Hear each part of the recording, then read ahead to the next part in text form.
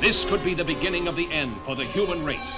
For what men first thought were meteors or the often ridiculed flying saucers are in reality the flaming vanguard of the invasion from Mars.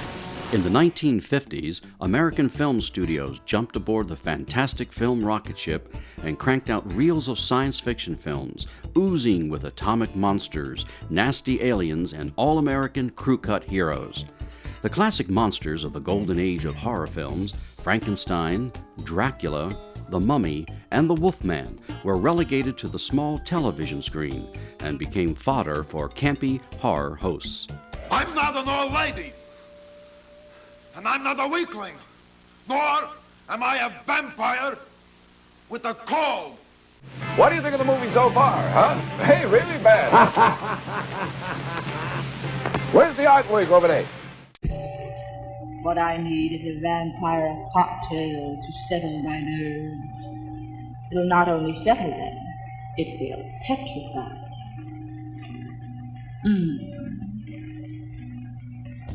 A vampire cocktail. You like it? But our favorite monsters did not fade quietly into the dark night. They gleefully sank their fangs into a brand new fan base as pajama-clad preteens begged their parents to let them stay up late for televised midnight monster movies. Hollywood, rather than embracing the competition of TV, went into full combat mode using the latest technology: Technicolor, stereoscope, 3D, VistaVision, and Cinerama. Now the enchanted archipelagos await the present-day explorer, you, as you voyage with Cinerama toward new discoveries over the far horizon.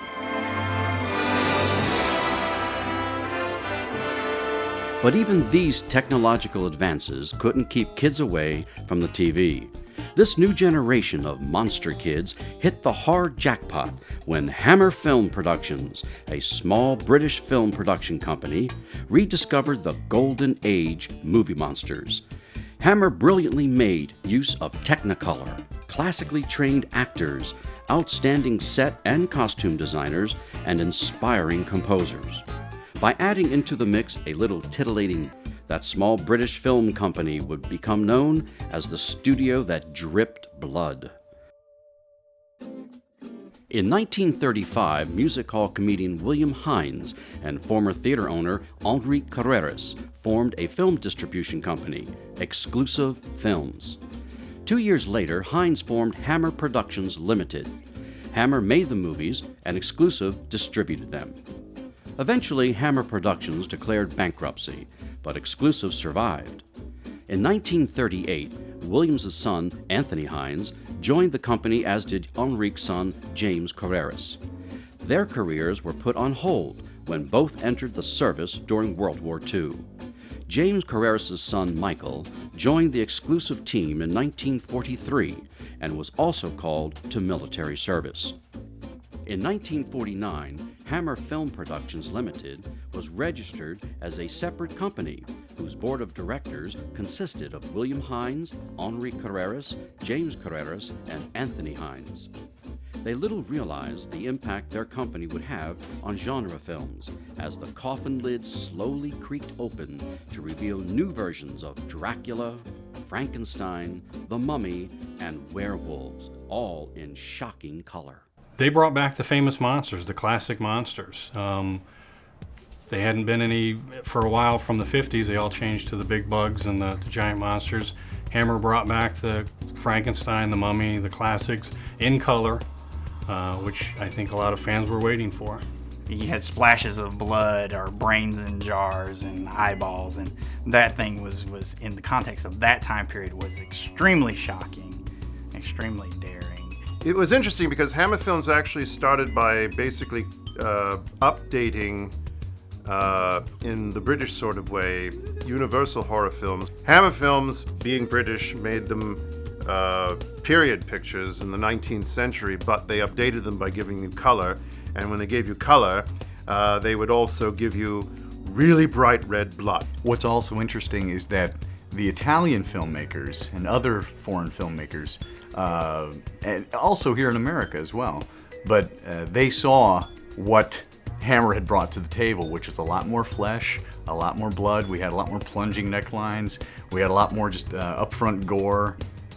And suddenly it was like, okay, you know, the gloves are off, and it kind of just gave the horror industry the shot in the arm that it really needed.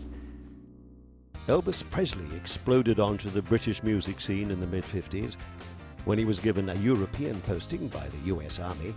Huge crowds gathered to see him at the station. The rock and roll king was about to embark for foreign service, 18 months in Germany. How the army would stand the impact of Mr. Presley was a big question months ago, but not now. I've never met a better group of boys in my life. When he's demobbed, Elvis hopes to develop his talent as a movie actor.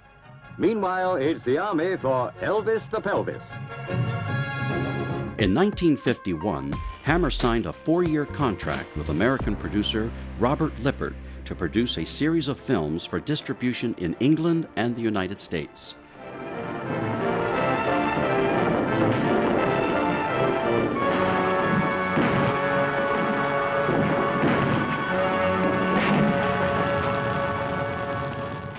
Hammer shot mostly low-budget mysteries and crime films such as 1952's Terror Street with Dan Duryea.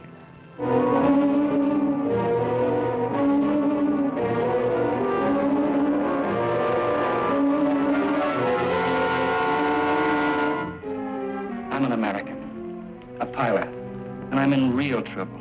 But I'm not a killer. It was my wife, and whoever killed her used my gun. It was decided that an American actor would headline the pictures. Directors like Val Guest and Terence Fisher would use these black and white crime films to build the team that would create the legacy of Hammer films.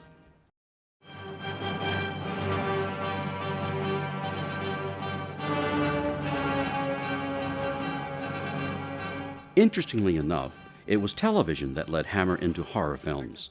In 1953, the BBC had a huge hit with Nigel Neal's serial The Quatermass Experiment. Quickly. All right. No, don't try to get him out of it here. Lift him, give him complete support. That'll be better than a stretcher. I'm sorry to trouble you, Mr. Caroon. That's this man's ill. He can't be interviewed. He's a national hero, Inspector. Don't you realize that? Picture ready. Whatever he's been through, he's the first man in the history of the world to have done it. Tell us. We want to know, too. That's What enough. was it like? Support him along there. No, wait, Caroon. Cold. Help Oh, me. Victor, take him to the ambulance quickly. Make way there. Hammer secured the rights and began production on a feature film version. Nothing can destroy it. It's coming for you from space to wipe all living things from the face of the earth. Beware of the creeping unknown. Quatermass Experiment starred Hollywood tough guy Brian Donlevy. Hammer typically cast fading U.S. stars to attract American distribution and provide audiences with a familiar name since most British stars were unknown in the States. Val Guest, a true Renaissance man whose resume also included acting, writing, and composing, directed Quatermass Experiment. Quatermass would become the film for which he is most remembered. Tony Hyde called me one day and said, "We've bought the TV series and we're thinking of doing a film of it. Would you be interested?" And I said, "Well, I'd love to read it." So I said, "But we're just going on holiday. We were going to Tangier." And he said, "All right, I'll bring the script. I'll bring it to the airport." He didn't say the script. "I'll bring it to the airport." So he met us at the airport just before we got on the plane with a packet this big. It was 16 TV scripts. Which is all we needed on an airplane, as you can understand.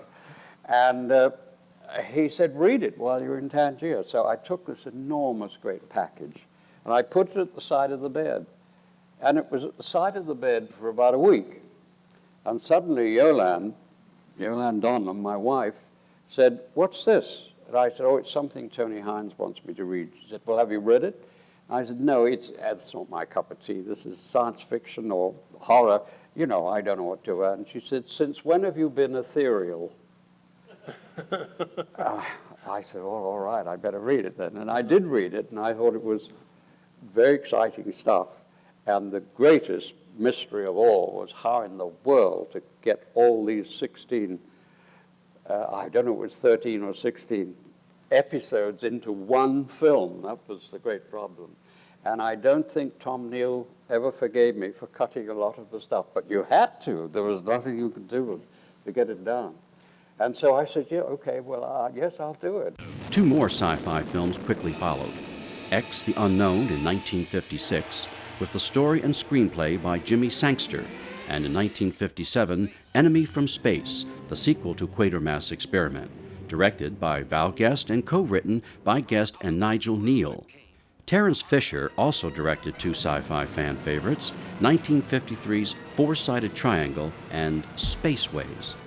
Another film of theirs that came out around the same time was X, The Unknown, which was maybe one of the first blob films, radioactive blobs. And it was filmed dark, it was filmed with great mood and style, and well acted. And these films were kind of science fiction films different from what the U.S. was making. The U.S. was making just monsters running amok, invaders from outer space. This was a whole different, more of a thinking man science fiction type of film.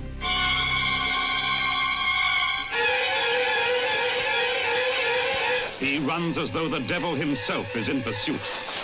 And well he might, for he saw what no man has ever seen before.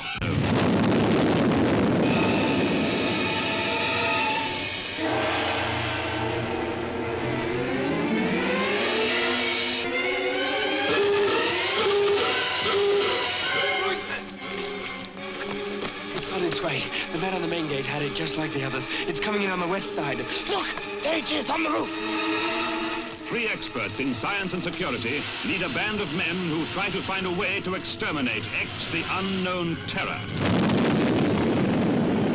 Only to find a tunnel of fear, from which there is no escape.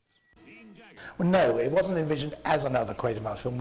As I said earlier, we'd made Quatermass, and everybody been amazingly surprised at how successful it'd be. They said, let's make another science fiction type film. And there wasn't anything around at the time, and we were sitting around the office one day, Michael Creers, Tony Hines, me, and I said, what about a story? Everything always comes from outer space. Let's have something that comes from inner space. And Tony said, yes, it wouldn't be a good idea if, and Michael said, yes, and so. At the end of that 15, 20 minutes, we had a rough story, and apparently I'd written more than I'd come up with more than any idea, and they said, go ahead and write. It was a follow-up to Quatermass to try to do another picture in the same genre. I was production manager on that too, and that was pitiful. Now there's a picture. Joe Losey was supposed to direct that. I bet you didn't know that. And a week before we were due to start, Dean Jagger, who was coming from Hollywood, said, well, I can't work with Losey because he's a what do they call him? He's a communist. He was blacklisted. So Losey very conveniently caught pneumonia. So we were able to get insurance, and we got a guy called Leslie Norman to come in and do it. It was an absolute shit. Hey, look. It's moving. It's alive. It's alive. It's moving. It's alive. Oh, it's alive. It's alive. It's alive. It's alive. In 1957, Carreras and Hines would ape Universal's horror mastermind Carl Laemmle and create a new Gothic horror dynasty, beginning with The Curse of Frankenstein, which revived the floundering horror film genre by creating a new vision of the classic screen monsters from the past. More than 100 years ago, in a mountain village in Switzerland, lived a man whose strange experiments with the dead. I would have to say that my favorite scene has to be the unveiling for the first time of Christopher Lee's monster in Curse of Frankenstein. Claiming this power was a tremendous launching pad for me, and very important. I wasn't a name, I wasn't a face, although I'd been around for 10 years. And it was the Curse of Frankenstein that sort of did it, because I realized that nobody was particularly interested in my name or my face, and I thought, well, if I make myself totally unrecognizable and it doesn't work, people will think, or say, well, what do you really look like, you know? And, well, I'm always showed them subsequently, but that was a very important part for me, an enormously important part. Because he was a mime, he was a trained dancer. With his body, he could very much speak without moving. That's why he was the first Frankenstein. That's why he was the Mummy, and that's why in several of the earlier Dracula films, he didn't really talk that much. Would probably be Peter Cushing's portrayal of Dr. Frankenstein. I think that was steady in every one of the movies, even if the monster or lack of monster creature was not there, kind of in Created Woman or Evil of Frankenstein. What is it for? What is it for? To give life after death, my friend, that's what it's for. Life after death. You could always rely on Peter Cushing's character, and he was just incredible.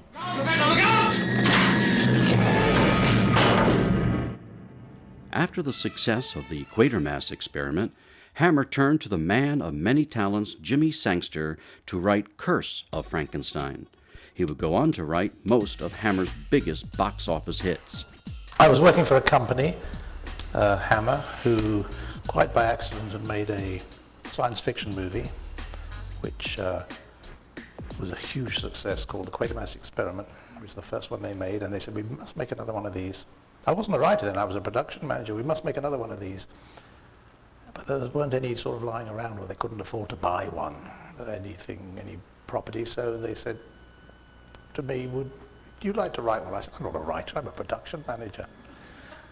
And they said, well, you know, you've come up with a couple of ideas, and if we like it, we'll pay you. If we don't like it, we won't pay you. You're being paid as a production manager, so you can't complain. So I went away and I wrote it, and they paid me, and we made the movie.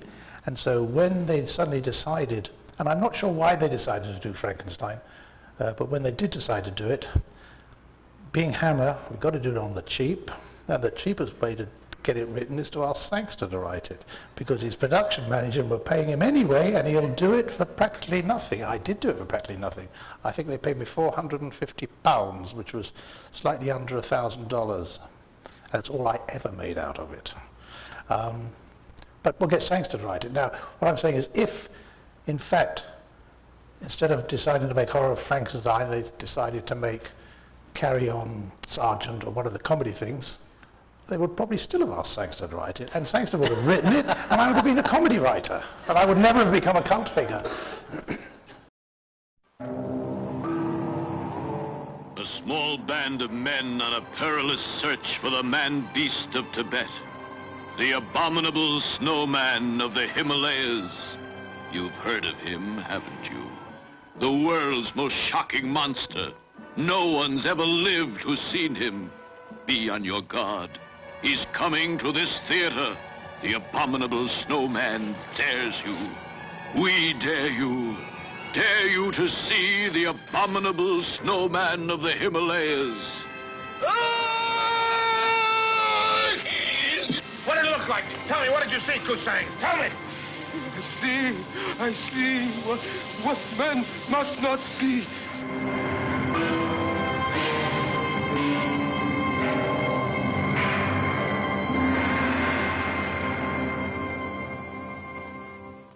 They're after me. They know it was me that did it last night. They're after me. They're after all of us. They just killed McNee. Why say that? It was an accident. It's me next. They know it was me. Stay here. Wait. Ed, I can hear you. You've got to understand, that isn't Shelley, it isn't anybody. I can hear his voice. It's in your own mind. It's just happened to me, too. Peter, we never had any change of dialogue, we never had anything, but he was known as Props Cushing because he adored props. But he wouldn't rehearse with these props at all. He would have them all worked out in his mind. And when you actually, during all the rehearsals, before shooting, once I said action and we were shooting, the props would come out in the actual shot. And I remember one in particular, he found the tooth of a Yeti this is so long ago I can't remember. He was shown by the Lama in the monastery the actual tooth of the Yeti that they had found, or whatever it is. and perfectly normal scene that went on in the rehearsals. He looked at it and he, you know, took a magnifying and looked at it.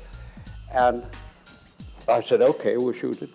And in the take, we went through a perfect take all the way through, and Peter picked up the thing. And once he picked it up, he reached in his pocket and he brought out a nail file and he started to scratch it. And then he took that and looked at that. Then he took his magnifying glass, and then the nail file scratched the other side. Well, I tell you, behind camera, everybody was holding their fall like this. But luckily, we got through without anybody collapsing. And they did the moment I said cut, of course. And if he was literally always doing that. He had, oh, another thing, yes, not only did he take out a nail file, he took out a little tape measure and measured the thing, too. None of this was in the script, and none of this was in the rehearsal.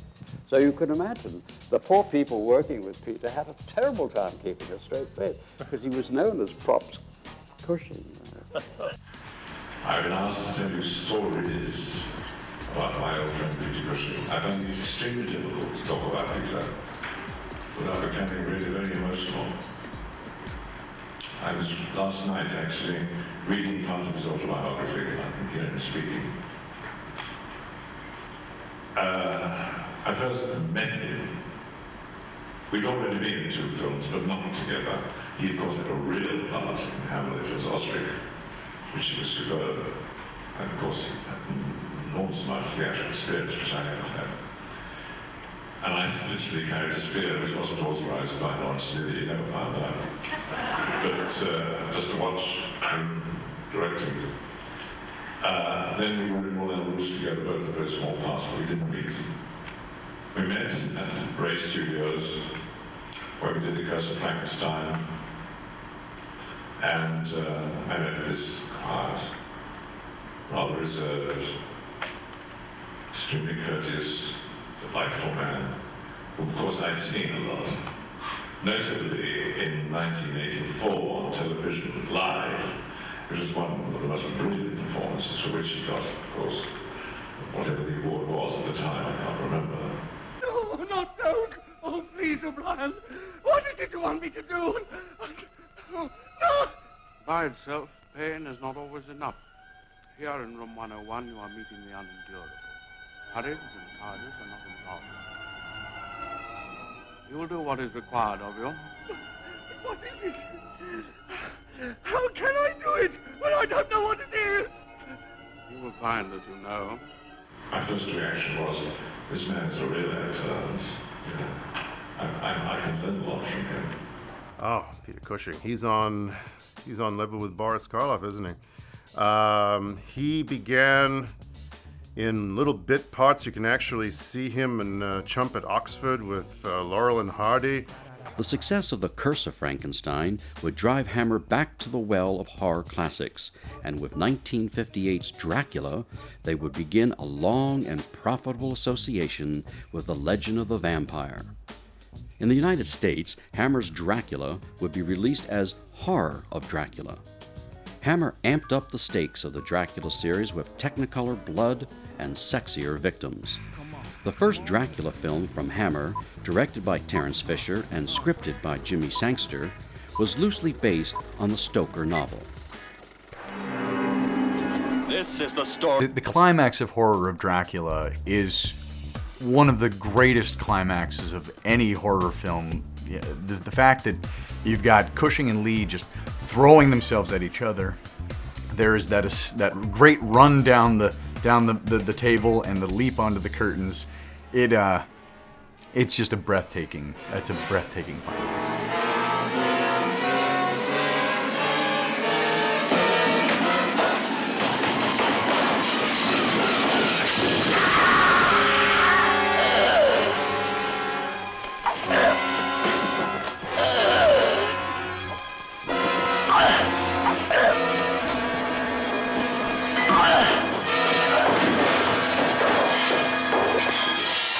I subsequently played it, I honestly don't remember how many times. I think maybe if I have 4 more times, possibly, I can't remember.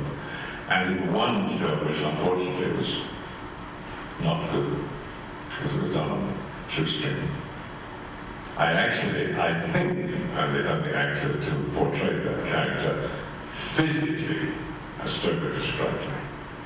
As the old man in the black clothes, white hair, moustache, getting steadily younger. Well, the film really was unworthy. For a large number of reasons I won't bore you with, but Herbert Long played Van Helsing and Klaus Kinski played Renfield. So I was in good company, but I never even met them when we shot the film. It was all long shot, medium shot, close up, zoom. They never did reverses or anything like that. But at least I did try, and I managed to get some of Stoker's actual words in. The Lombard, the Bulgar, the Turk poured their thousands against our frontiers. We drove them back. The Draculas have ever been the heart's blood, the brains, the sword of our people. One of my race crossed the Danube and destroyed the Turkish host. Though sometimes beaten back, he came again and again against the enemy. Old Christopher, he eschews the old horror now. He says, I didn't actually make that many horror films, you know. But you're quite pleased with the Oh, delighted, yes. Got my fangs into him all the other way around. No, I think the trouble with dear old Chris, you see, as he said, in the end, playing Dracula, he was just left sort of snarling in corners, showing his teeth, whereas the part I played of Van Helsing was at least leaping about the place, trying to think of different ways to bump him off.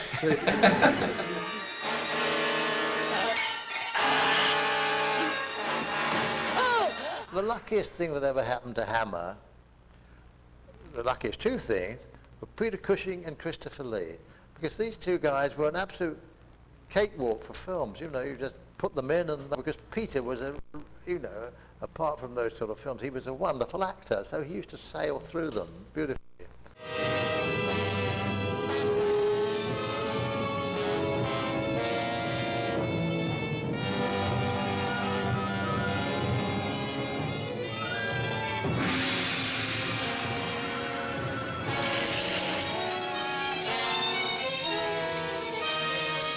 Who is he?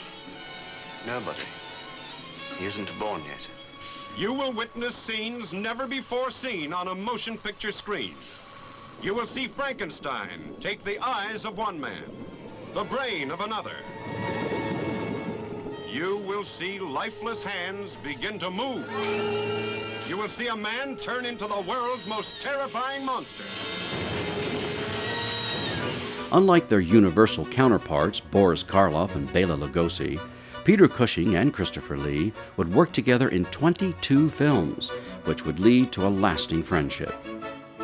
One of their most critically praised and memorable pairings was in 1959's The Hound of the Baskervilles. Hammer's dream team of Terence Fisher, Cushing and Lee, and James Bernard, Jack Asher, and Bernard Robinson made perhaps Hammer's most impressive film. By this time, Sherlock Holmes was a tried and true Hollywood subject, portrayed by actors such as John Barrymore and Basil Rathbone.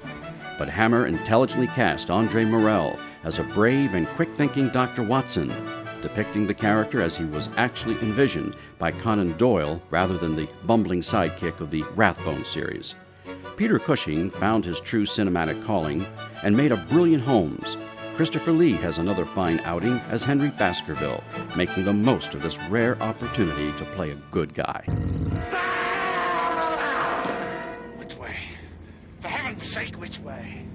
The greatest story ever written by one of the world's greatest storytellers, Sir Arthur Conan Doyle's classic masterpiece of mystery, suspense, and horror, The Hound of the Baskervilles. Some revolting sacrificial rite has been performed. What depths a human being can sink to. What human being could have done this? That is precisely what I intend to find out. How can you be so certain that somebody took one of the bishop's spiders and deliberately placed it in Sir Henry's room? That it wasn't in the luggage he brought from South Africa? Elementary, my dear Watson. There are no tarantulas in South Africa.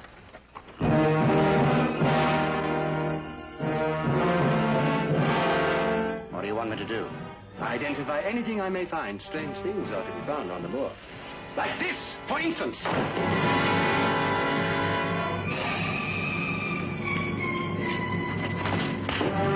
Why? You thought it was going to be easy, didn't you? Didn't you?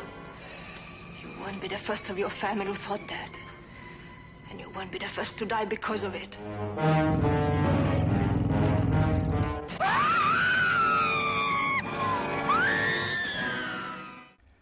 Another vital member of the early Hammer filmmaking team was the British composer James Bernard.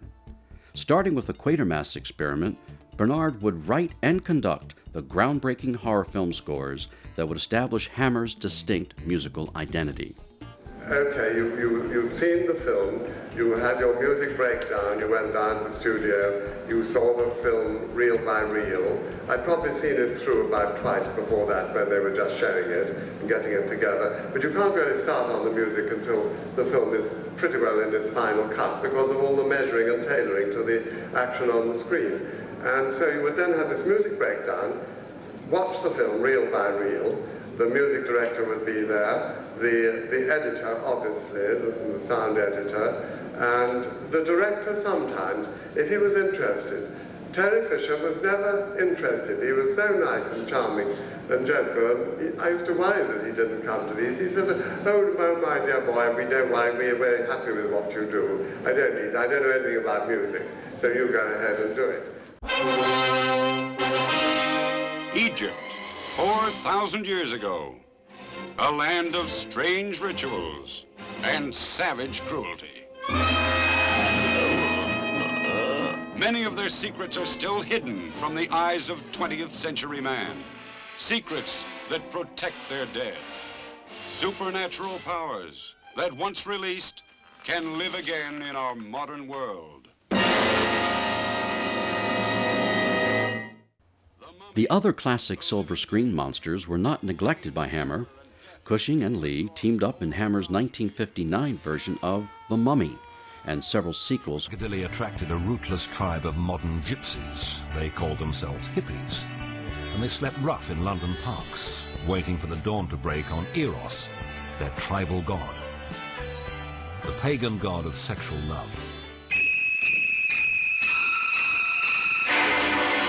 Here we have a quiet little motel, when in fact it has now become known as the scene of the crime. The world began to dance to a new tune with the advent of the turbulent 1960s, and Hammer Films was no exception. Following the massive success of Hitchcock's Psycho, Hammer produced a series of psychological horror films directed by Freddie Francis. I happen to have made a lot of horror films. Because I like making films, I'll make anything. Any rubbish you try, I'll make it.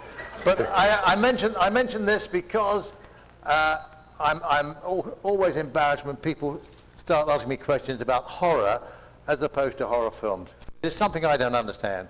I'm a good, fun-loving boy, and I'm very happy with everything I've ever done. I wish I'd have made a lot more comedies. The one that appealed, of all my Hammer films, the one that really appealed to me was the Nightmare. Mm-hmm. Really? Why more than the others? I thought it was almost a straightforward story. Mm-hmm. Janet, where are you?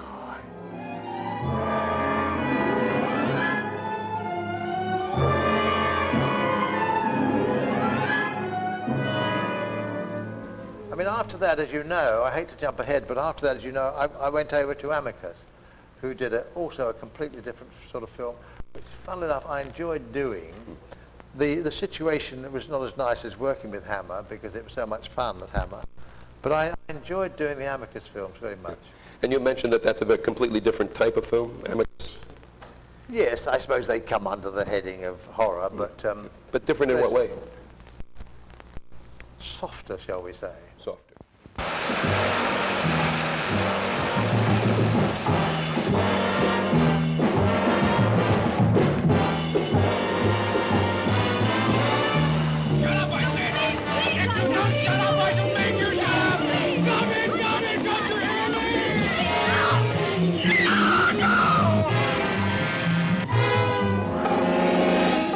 Hysteria, hysteria, hysteria, hysteria.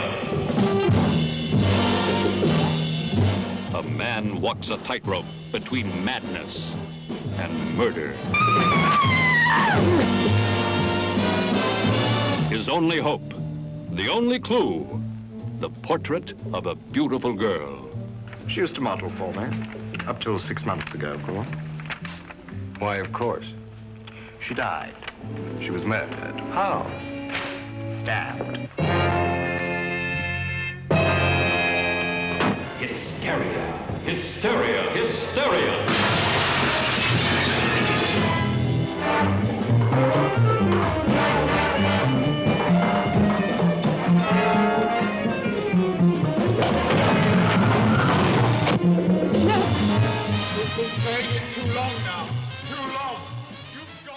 What's often neglected, actually, for Hammer is that we immediately think of the Gothic spectacles, and not enough people, I think, recall the black and white thrillers, things that Seth Holt did, such as Scream of Fear.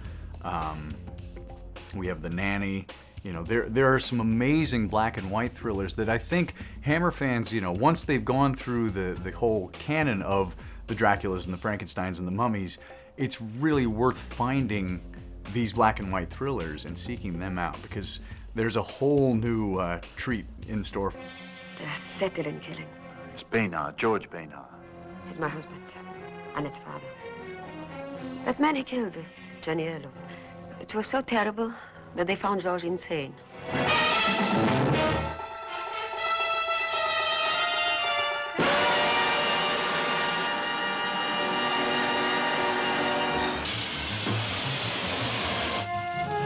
Starring Kerwin Matthews as the stranger who came to a maniac's home and came between two women.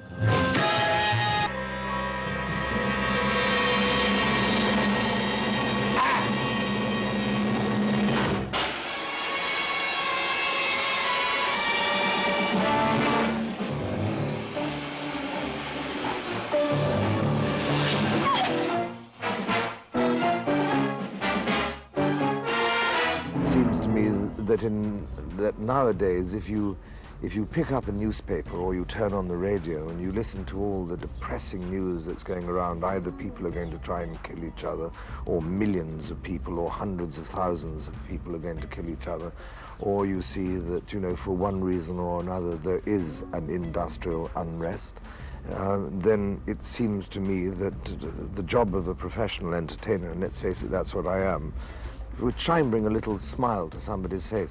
I usually wear a buttonhole instead of that. I've got a handkerchief so I don't have to look at you.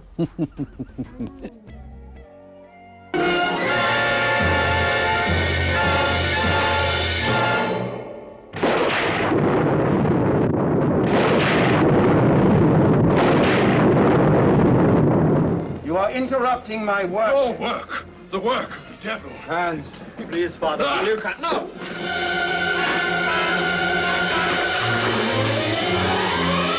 The evil of Frankenstein. My favorite Hammer film, and I will defend to the death my right to enjoy The Evil of Frankenstein. It's one of my favorite Hammer films. Everybody else hates it. I love it. I love Kiwi Kingston in his square-headed monster outfit. I love the fact that it has absolutely no continuity with any of the other Frankenstein films, but I love it most because I got to see it in the theater as it was meant to be seen. So. Peter Cushing as the Baron, and Peter Woodthorpe as the ruthless Professor Zoltan, who fought the Baron for control of the monster. Oh, he'll understand you, all right. He just won't obey you. That's all. Duncan Lamont as the Chief of Police. Katie Wilde and Sanderels as two young people caught up in the evil of Frankenstein.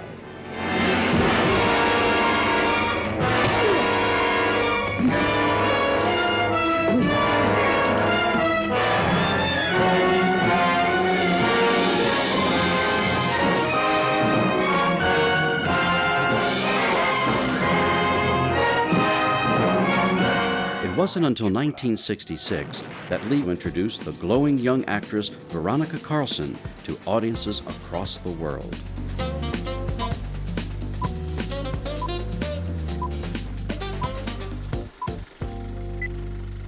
lethargic, slow moving, half-dead creatures. With Hammer, they have these phallic fangs. They seduce beautiful young women, and they're vast. They're rapidly moving creatures. They have passion.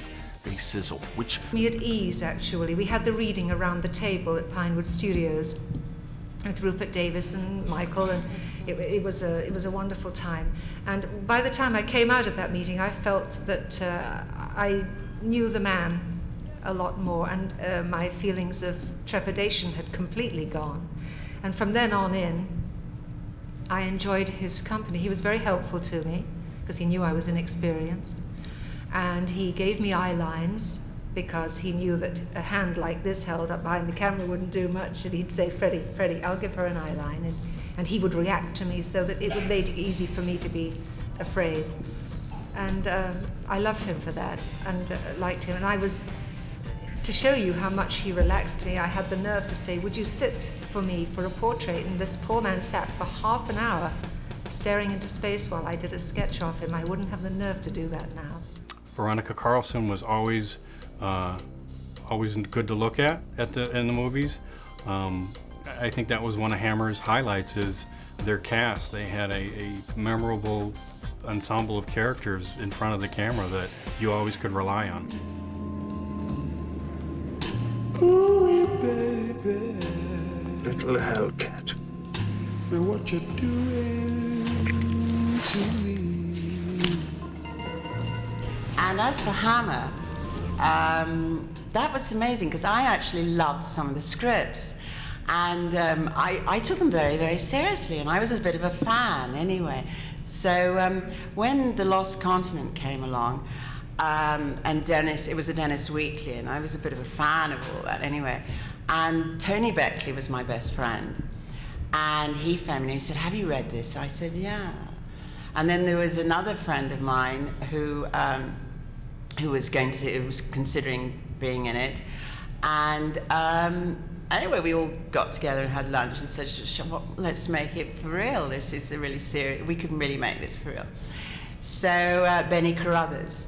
And so that's what we did. And I just loved making The Lost Continent. I was very, of course, I got slightly carried away and said, oh, well, I must design the clothes as well. And I said, oh, yes, of course, because Edith Head had taught me supposedly how to design when I was in Hollywood. So there I was, and it's so mad, of course, now, and it's fantastic. Everybody coming up and asking me for these photographs of me wearing these ridiculous outfits for the middle of nowhere in the Lost Continent with these skimpy little things on, you know, designed by me.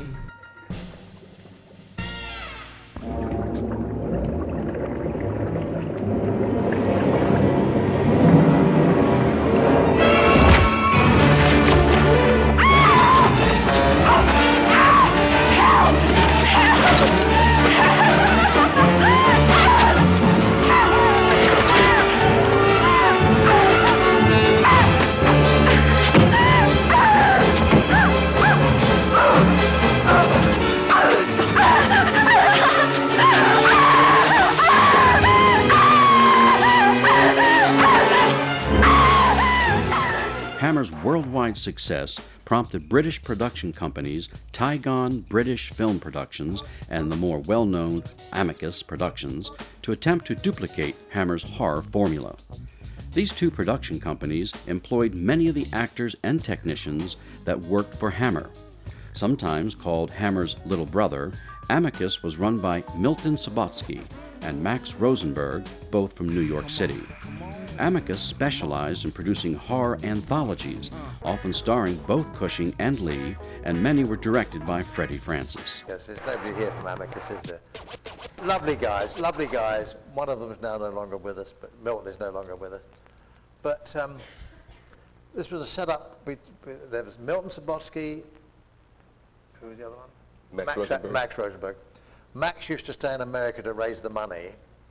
Milton used to stay in England to make the movies. And Max was a wheeler dealer, and they'd sort of get a rough idea for a script, and they'd budget this roughly. And maybe they'd work out a budget. Let's take a figure from those days, I can't remember, but the budget figures were very different in those days. Say they worked out they needed £100,000 to make the film. Max would go around the world trying to get it, and suddenly we'd hear that he'd raised some money, but he'd only raised £80,000, so we had to make the film for £80,000. No, no, no, no, no, please, no, no. What is it you want of me? No, no, oh please, no, no, no, no, no, no, no, no.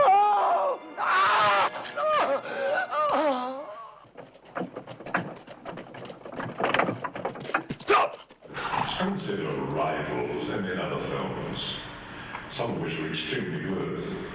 They made, as you know, films with 4 stories in them. I did one, I think, Dr. Terror.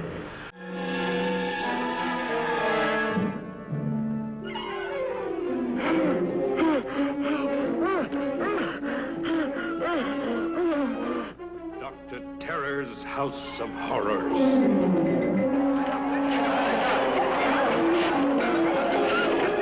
Horrors the screen has never before dared to depict.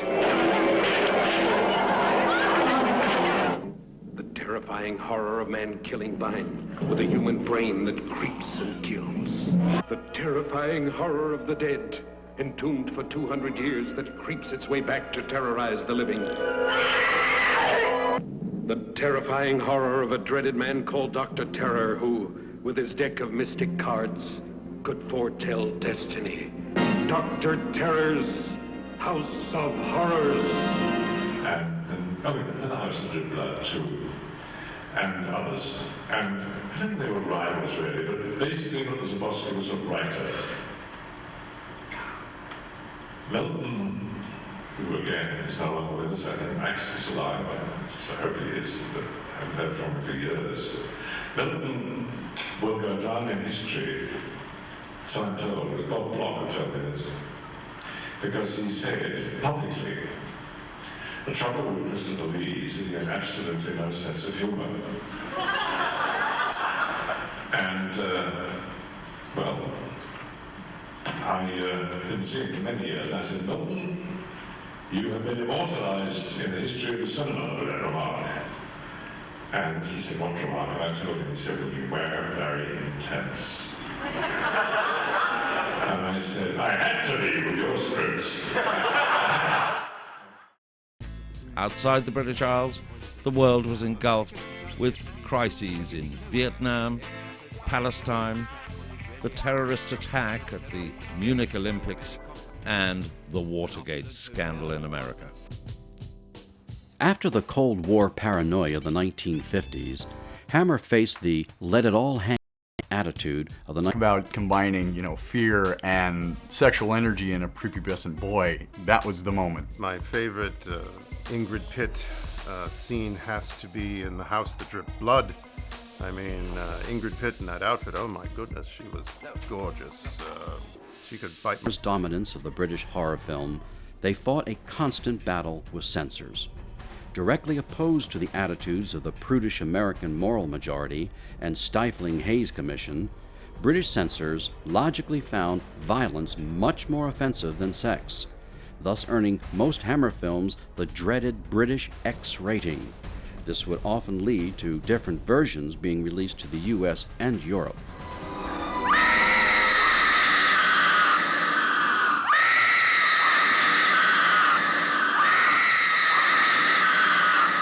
We used to have terrible battles with the censors because they had to have the script. We'd send them the script before we started shooting. And they said, you can't show this, and you can't show that, and you can't have him say this. So what we used to do with the script is put in some really, really revolting scenes, which we knew the censor would say, take them out. And we'd say, okay, well, all right, but if we take that out, can we possibly leave that one in? And so we deal with the censor.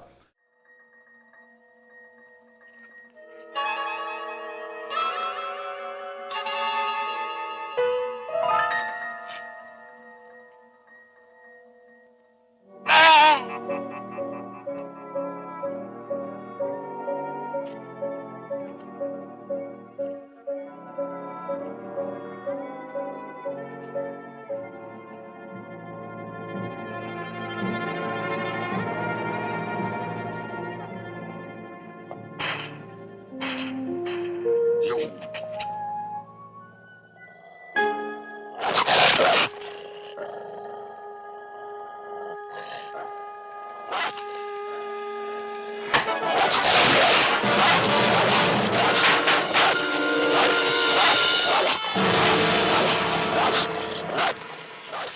mean, the sort of high-class press sort of rather frowned on them. And it's very strange because I directed a lot of these pictures, as you know, and most of my friends in the business would never dream of seeing them. And eventually, in the early days of television, they'd probably see these films, and I know people like Jack Clayton and these people would come to me and say, I saw one of your films on television last night. It was very good, wasn't it? But you're not going to get away with it. Because I'm going to kill you. I'm going to kill you!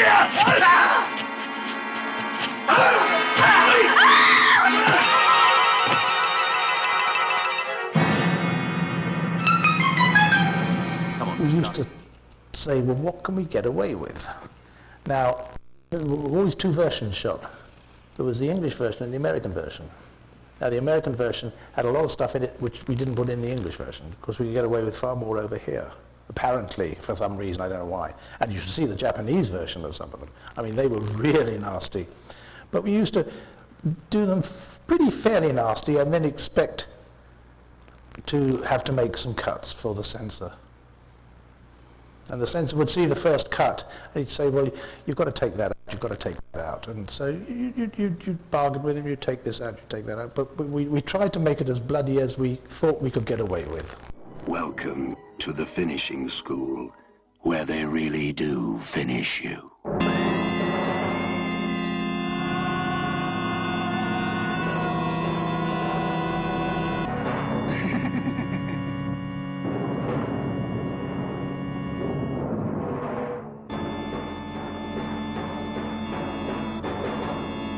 I spent the whole of last night going through Giles's researches. And believe me, they are powerful evidence. Evidence?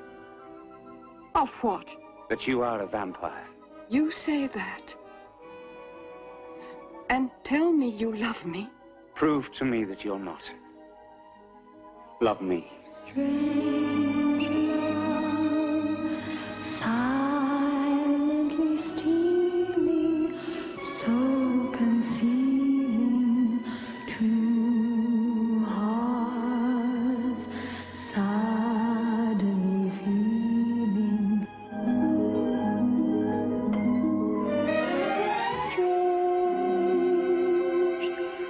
Strange. I only want to serve you. I had always been really fond of the Hammer movies, and I was always so excited every time a new one came out because I wanted to go and see it, and I thought the girls were so gorgeous in it. I remember seeing Veronica, and so I thought, oh gosh, she looks so gorgeous. And I guess that was probably 2 or 3 years before I went out for the interview, and I'm not really quite sure how the interview happened, but whether Hammer called my father-in-law, if he called them, but it had a lot of publicity in the newspapers. And so anyway, that doesn't really matter, but I remember walking into the Hammer office and very nervous and seeing Raquel Welch all over the walls in there and Veronica, and they looked absolutely gorgeous, and I couldn't believe I was in there, you know. And just had a short meeting, and apparently they had already decided that was it. I was going to do the part, so that's how that came about.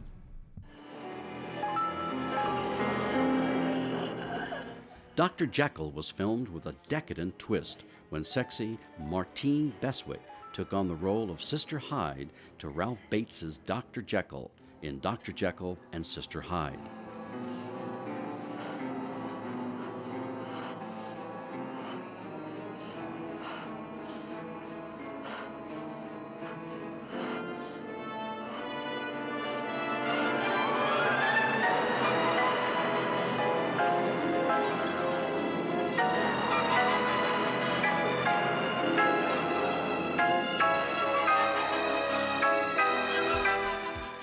This is the testament of Dr. Henry Jekyll, aged 30, male. Male. Male. I must set this down before it is too late.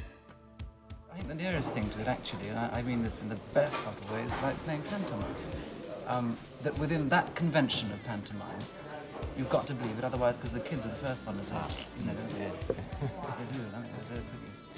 And it's exactly the same thing with this. I mean, this is fantasy, but it has to be played with conviction, otherwise. Bates met his future wife, Virginia Weatherall, on the set. Oh, I hope you're not going to be too vigorous, dear. I mean, it's been a long, hard night, and I don't want you...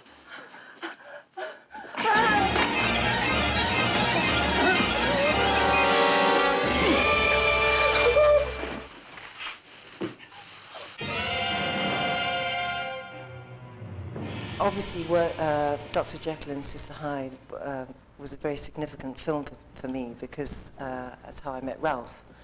And in fact, the first day I met him, he stabbed me in the back. 2 years later, I married him. Well, you know, you win some, you lose some. But that was Ralph. Yes, it was, he was one of the best guys. From this eye, this all-seeing eye, hide. From these hands, these powerful hands. Run from the horror, the ultimate horror of Frankenstein.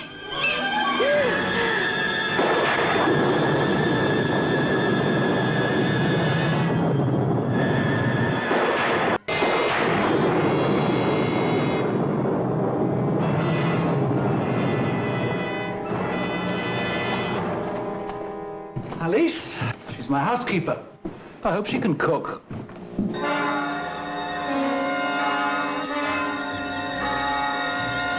People just aren't dying off so quick. It's the welfare state, that's what it is. Frankenstein is back to raise the dead, to terrorize the living. The masters of suspense offer you a shocking bargain. Your ticket entitles you to be frightened out of your wits at no extra charge.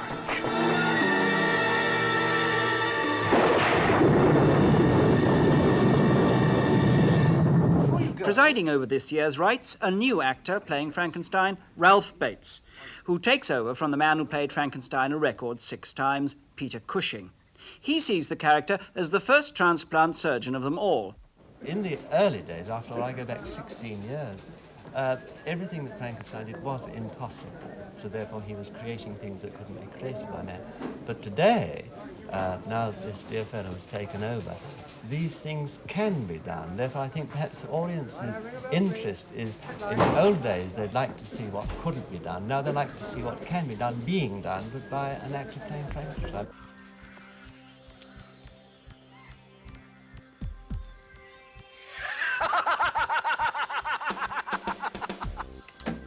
Hello, Tommy. Like it again. Although Cushing and Lee are the face of Hammer, a talented English character actor named Michael Ripper had the distinction of appearing in more Hammer productions than anyone, playing a variety. What about it? Well, it's illegal, that's what about it, sir. He also tells us to keep it dry. So? In this tub? What happens if we hit rough weather? All right, I'll look into it. I'll have a word with the skipper. He didn't know either. He was irrepressible, and he brought humor as soon as he walked onto the set. He was a... I would sit and watch his every scene that wasn't involving me just to see this man, because I'd seen him in so many movies before, and he always brought this wonderful effervescence to any character he played. How did he die? He was found floating in one of the ponds on the marshes. The squire found him this morning when he was out riding the Squire Coptree. How did he die, man?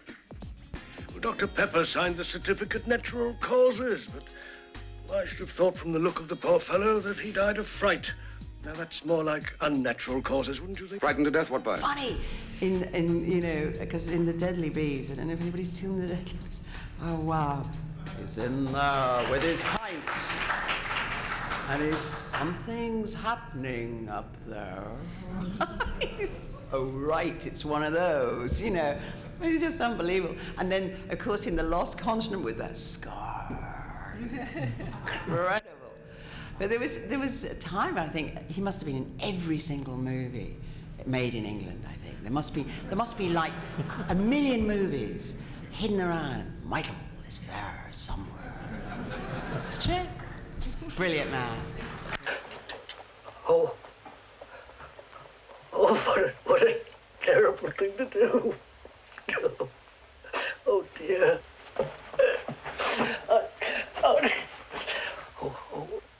Oh dear. Oh my. Oh.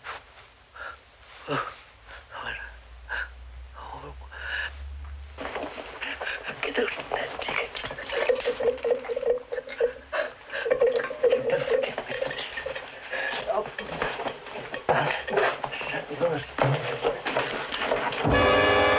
Excuse me, Alan.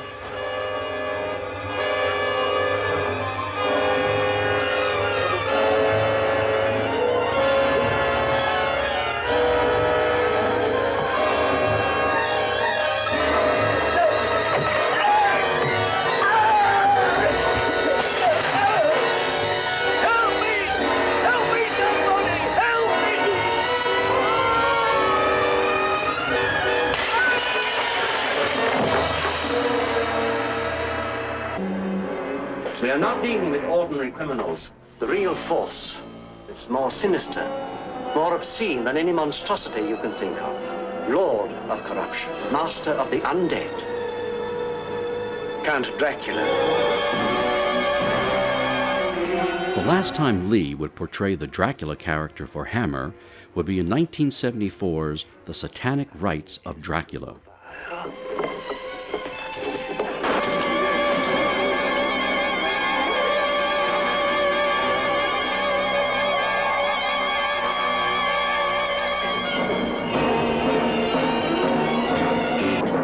Is that what you want, Count Dracula?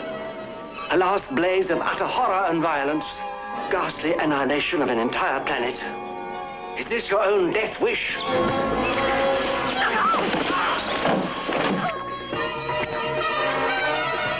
I call upon you to witness my supreme triumph. Count Dracula! Dracula! Dracula!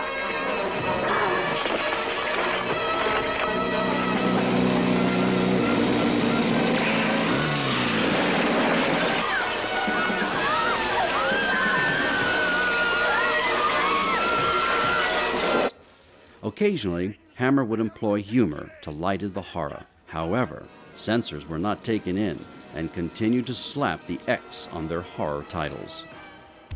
But the X rating did nothing to hamper their success, and Hammer's resume lists over 150 films in 40 years. The BBC lists it as the most successful British film company ever.